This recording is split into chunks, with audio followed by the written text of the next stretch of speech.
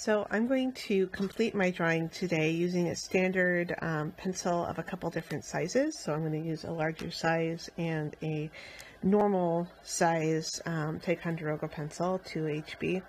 I will also be using an eraser as well as a blending stump.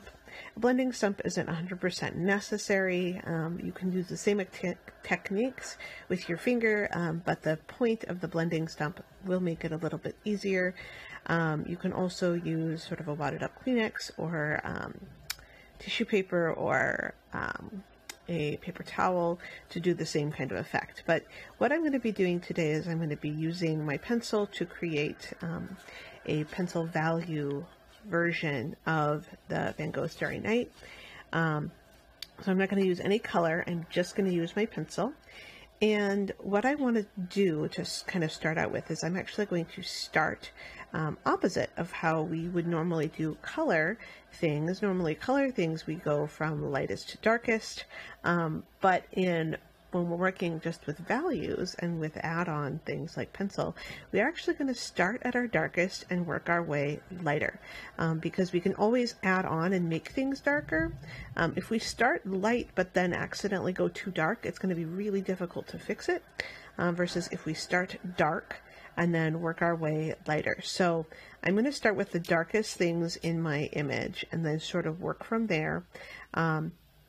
And the way that I'm going to use is I am going to pay attention to the direction of my pencil stroke, using sort of sweeping motions to create texture in my pencil. I want to make sure that I'm not just coloring in every way, changing it up every 2 seconds. That will show up in my final artwork and will affect the overall feeling or tone of my image. So I want to pay attention at least to the direction of my pencil and sort of keep it all going in a way that makes sense.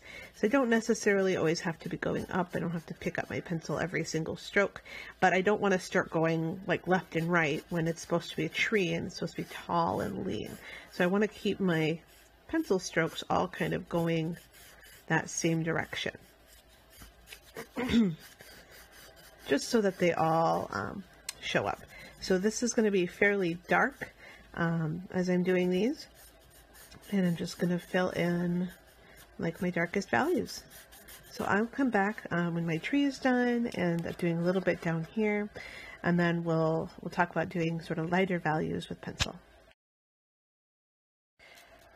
So one thing that you might notice as you are working is that when you have dark values on your paper, as your hand rubs across the surface as you're working on different areas, your hand is going to probably turn pretty gray. Now, I've done a pretty good job of keeping my hand off, but the way that and then while your hand turns gray, your paper is actually going to get smudged. Your graphite is going to get kind of smeared as you run over it. These light smears right here are pretty easy at this point to remove just with an eraser. Just take your eraser and rub over top of them. As long as you don't work over them and over them and over them, they should be pretty easy to remove right now.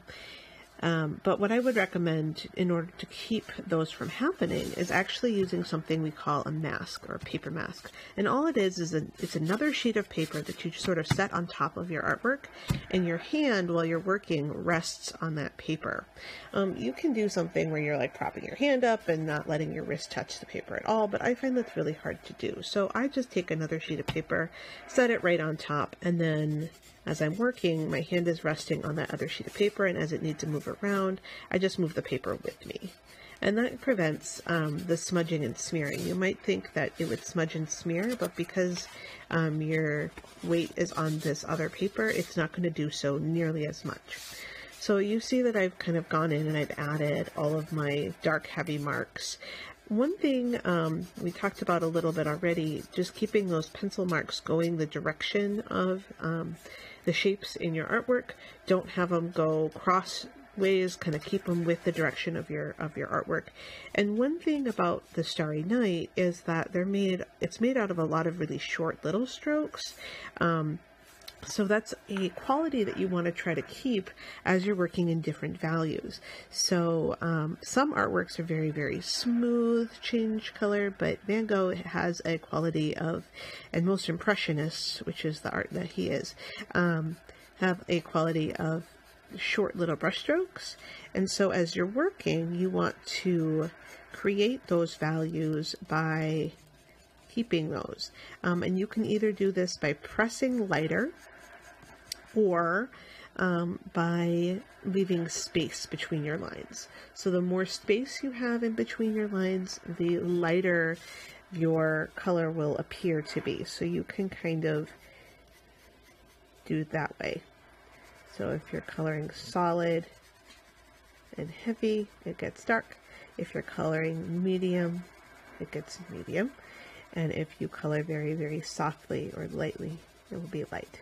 And you can, of course, have, medium light, medium dark. You can make a smooth transition.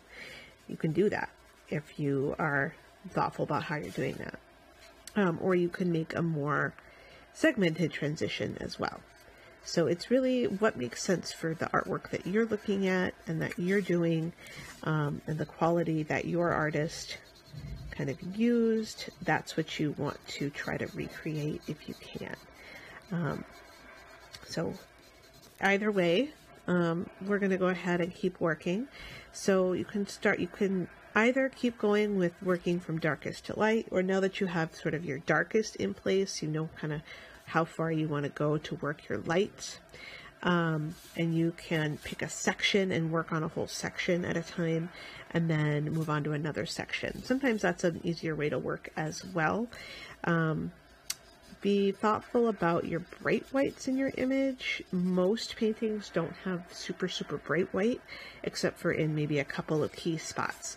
So like, some of my stars might have some bright white, but everything else is going to be having graphite in it, just to have that difference or that change in the artwork. So make sure you're choosing shapes and choosing lines that make sense for your things. If you get too dark, don't be afraid of using an eraser. Like, I feel like that steeple went a little bit dark there.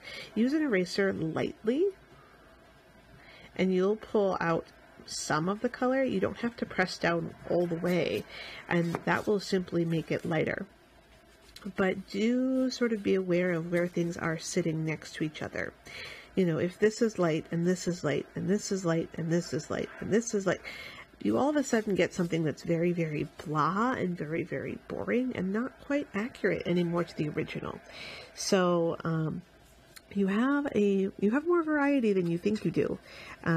It's okay to have subtle changes or subtle differences, but we're really looking that you have a kind of strong sense of, dark, medium, and light at least, and even like 5 or 6 values would be even better.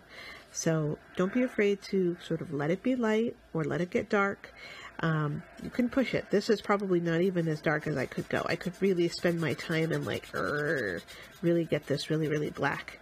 And maybe I should do that so I have that good contrast, that difference between how light and how dark things can get. So I'm going to keep working here, and we'll see how it comes together.